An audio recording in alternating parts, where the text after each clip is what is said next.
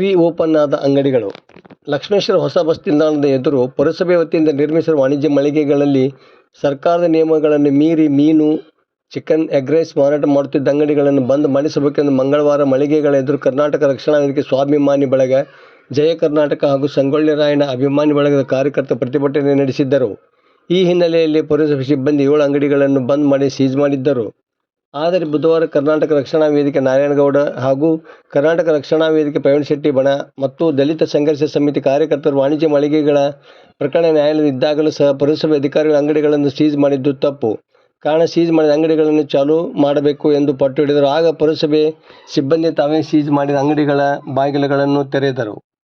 ಈ ಸಂದರ್ಭದಲ್ಲಿ ಮಹೇಶ್ ಕಲಗಡ್ಡಿ, ಡಿಎಸ್ ಮುಖಂಡ ಸುರೇಶ್ ನಂದಣ್ಣವರು ಮಾತನಾಡಿದರು. ಪುರಸಭೆ ಕಂದಾಯಾಧಿಕಾರಿ ಎಸ್. ಪೂಜಾರ, ವಾಣಿಜ್ಯ ಮಳಿಗೆಗಳಲ್ಲಿ ಮೀನು, ಚಿಕನ್, ಎಗ್ ರೈಸ್ ಮಾರಾಟ ಮಾಡಬಾರದು ಎಂಬ ನಿಯಮ ಇದ್ದಾಗಲೂ ಸಹ 7 ಅಂಗಡಿಗಳಲ್ಲಿ ಇವುಗಳನ್ನು ಮಾರಾಟ ಮಾಡಲಾಗುತ್ತಿತ್ತು. ಈ ಕುರಿತು ವ್ಯಾಪಾರಸ್ಥರಿಗೆ ನೋಟಿಸ್ ನೀಡಿದ್ದರೂ ಸಹ ಅವರು ತಮ್ಮ ವ್ಯಾಪಾರ ಮುಂದುವರಿಸಿದ್ದರು. ಹೀಗಾಗಿ ಅಂಥ ಅಂಗಡಿಗಳನ್ನು ಸೀಜ್ ಮಾಡಲಾಗಿತ್ತು ಎಂದು ತಿಳಿಸಿದರು. ಕರ್ನಾಟಕ ರಕ್ಷಣಾ ವೇದಿಕೆಯ ತಾಲೂಕು ಘಟಕದ ಅಧ್ಯಕ್ಷ ಶಿವು ಕರಡಿ, ಕರ್ನಾಟಕ ರಕ್ಷಣಾ ವೇದಿಕೆ ನಾರಾಯಣಗೌಡ ಬಣದ ಜಿಲ್ಲಾ ಪ್ರಧಾನ ಕಾರ್ಯದರ್ಶಿ ಬಸಣ್ಣ ಹೊಗೆಸೊಪ್ಪಿನ, ಮಾಂತೇಶ್ ತೋಟದ, ಈಶ್ವರಗೌಡ ಪಾಟೀಲ, ಪ್ರಕಾಶ್ ಉದ್ದಿನಗೌಡ, ಭರಮಣ್ಣ ಗೌಳಿ, ಅನಿಲ್ ಮುಳುಗುಂದ ಸೇರಿದಂತೆ ಮತ್ತಿತರರು ಇದ್ದರು. ವರದಿ ನಾಗರಾಜ್ ಹಣಿಗೆ, ಪ್ರಜಾಧ್ವನಿ, ಲಕ್ಷ್ಮೇಶ್ವರ. ಮೊದಲೇದ್ದು ಪುರಸಭೆಯವ್ರದ್ದೇ ಇದ್ರಾಗ ಮೇಜರ್ ತಪ್ಪಾಯ್ತು. ಏನಂದ್ರೆ ಒಂದು ಅರ್ಧ ಬಾಡಿಗೆನ ಒಂದು ಲೆಕ್ಕ ಐತಿ, ಒಂದು ಅರ್ಧ ಮಳಿಗೆದು ಒಂದು ಲೆಕ್ಕ ಐತಿ. ಹಂಗಿರಂಗಿಲ್ಲ. ಟೆಂಡರ್ ಕರಿಬೇಕಂದ್ರೆ ಒಂದು ಸರ್ವೆ ನಂಬರ್ನಾಗ ಇರೋದು ಅಥವಾ ಒಂದು ಕಾಂಪ್ಲೆಕ್ಸ್ ಇರೋದು ಒಂದೇ ಸರಿ ಟೆಂಡರ್ ಬರ್ಬೇಕು.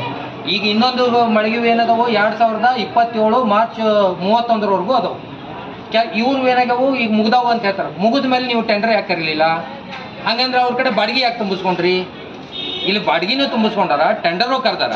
ಆಮೇಲೆ ಇನ್ನು ಹೋರಾಟಗಾರರು ಹೋರಾಟ ಮಾಡ್ಬೇಕಾಗಿದ್ದು ಅವ್ರ ಧರ್ಮ. ಆದರೆ ತಿಳಿಸಿ ಹೇಳ್ಬೇಕಾಗಿದ್ದು ಅಧಿಕಾರಿಗಳದ ಮೇಜರ್ ತಪ್ಪಿದ್ರಾಗ ಇದ್ರಾಗ ಉಳಿದಿದ್ದು ಏನು ಹೇಳ್ಬೇಕಾಗಿತ್ತು. ಕೋರ್ಟ್ ಸ್ಟೇ ಅಂದ್ರೆ ಒಂದು ಮಾನ್ಯ ಉಚ್ಚ ನ್ಯಾಯಾಲಯ ಧಾರವಾಡ ಇವ್ರದ್ದು ಆದೇಶಕ್ಕೆ ಕಿಮ್ಮತ್ತ ಇಲ್ಲ ಅಂದ್ರೆ ಮೌಖಿಕವಾಗಿ ಹೇಳಿದ್ದಕ್ಕೆ ಯಾವುದೇ ರೀತಿ ಸ್ಪಂದನೆ ಕೊಡಂಗಿಲ್ಲ. ನಾವು ಲಿಖಿತವಾಗಿ ನೀವೇನು ಕೊಟ್ಟಿರಿ ತೋರಿಸ್ರಿ.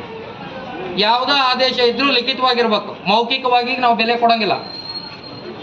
ಅದಕ್ಕೆ ಇದೇ ರೀತಿ ಸಂವಿಧಾನದ ವಿರೋಧ ಕೆಲಸ ಮಾಡಿದ್ರೆ ಈ ಸರಿ ನಾವು ಕಠಿಣವಾದ. ನಿನ್ನೆ ದಿವಸ ಪುರಸಭೆ ಅಧಿಕಾರಿಗಳು ಬಂದು ಕೆಲವೊಂದು ಅಂಗಡಿಗಳನ್ನು ಬಂದ್ ಮಾಡಿಸಿದ್ರು, ಸೀಜ್ ಮಾಡಿದ್ರು. ಅದನ್ನು ಅವರೆಲ್ಲ ಆ ಅಂಗಡಿಗಳಿಗೆ ಒಂದು ನೋಟಿಸ್ ಕೊಟ್ಟಾರ. ಬಹುತೇಕ 3 ನೋಟಿಸ್ ಕೊಡ್ಬೇಕದ. ಒಂದು ನೋಟಿಸ್ ಕೊಟ್ಟಾರ. ಆ ಒಂದು ನೋಟಿಸನ್ನು ತೊಗೊಂಡು ಮಳಿಗೆಯರು ಹೈಕೋರ್ಟ್ಗೆ ಹೋಗಿ ಸ್ಟೇ ಆರ್ಡರ್ ತೊಗೊಂಬಂದಾರ.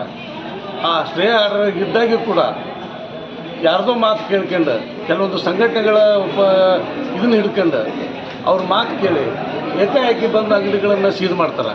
ಇದು ತಪ್ಪು.